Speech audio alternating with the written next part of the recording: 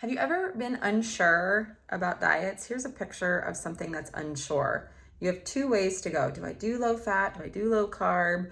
Do I engage with this coach? Do I hire a dietitian? I'm unsure of what to do.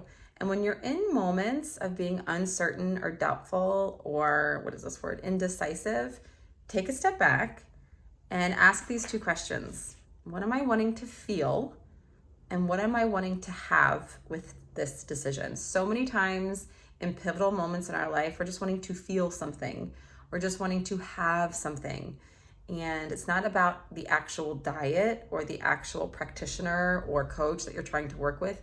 Is you're trying to feel something. And if that feeling requires a certain diet or requires a certain coach, then engage in that. If it doesn't, then you might be after something else.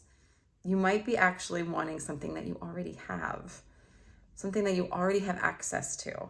We are human beings. We experience things. We want to feel things.